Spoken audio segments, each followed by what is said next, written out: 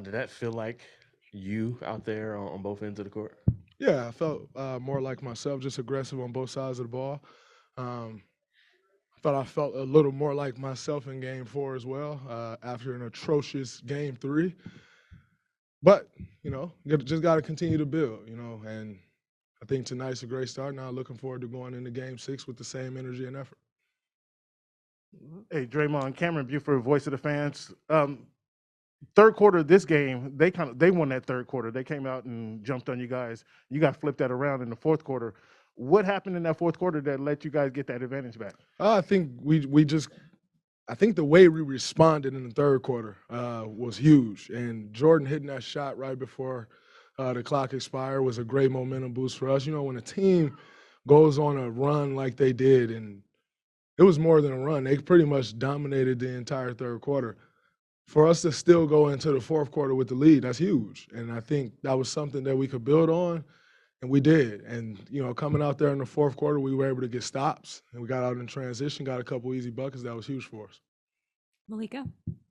Malika Andrews, ESPN. Hey, Draymond. What's up, Malika?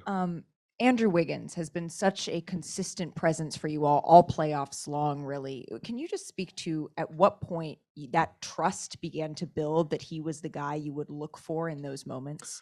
I mean, that trust has been building for 2.5 years now since he got here. A lot of people looked at that trade like, oh, it's another piece that they can move. And we looked at the trade from the very beginning like that is a guy who can fit next to a healthy group absolutely well.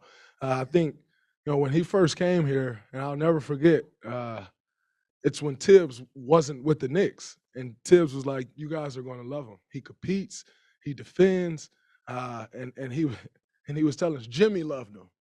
And we all know how Jimmy Butler is. Like, if you got any softness to you, Jimmy don't like you. That's just how Jimmy is cutting. And he's continued to show that. He's continued to get better. He's taken on every challenge that we've thrown in front of him, and it's huge. And we need him to do that for one more win. Mark. Mark Spears, ESPN's Landscape. Gary Payton II, you saw the injury, you saw the recovery.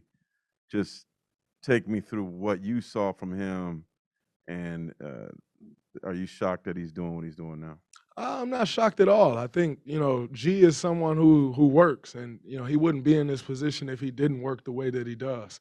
And to see him bounce back from the injury like he did, it's like he just picked up right where he left off at, which is what he's done all year. He's defended, he's gotten putbacks, he comes up with loose balls, he's knocked his corner threes down, and he's been absolutely huge. You're talking a guy who made this team as the 15th man, and then became a key part of our rotation. So it's no surprise that he had the game that he had, and that he's had the impact on this series that we all hoped that he would get back because we knew that he could have that impact.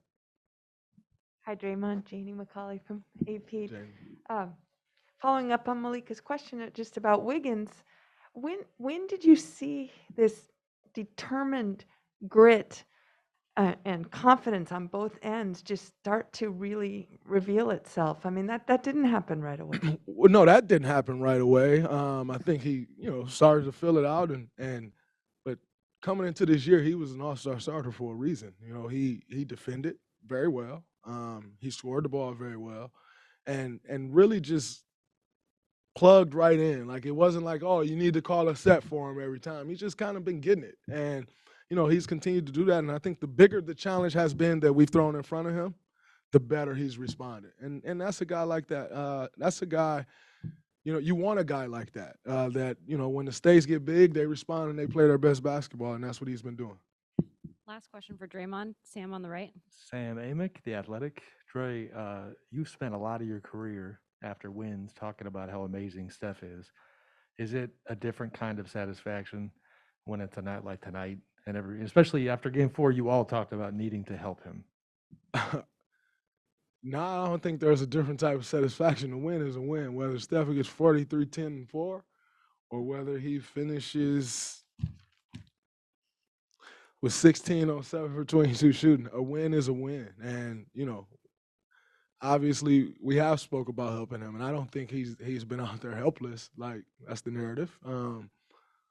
but everybody's doing their part. And, you know, tonight, a night that he didn't have it going, we found offense elsewhere. And that's kind of what it's been. But in the same token, if he's got it going, we're going to be heavy Steph Curry. That's just what it is. So the whole notion of this guy doesn't, you know, he doesn't have help. Well, he got 43. He's going to keep shooting, and we're going to keep doing all that we can to get him shooting. So it was huge. And, you know, now that's good for us. You know, he was 0 for 9 from 3. He's going to be livid going into game 6. And that's exactly what we need. Thanks, Draymond.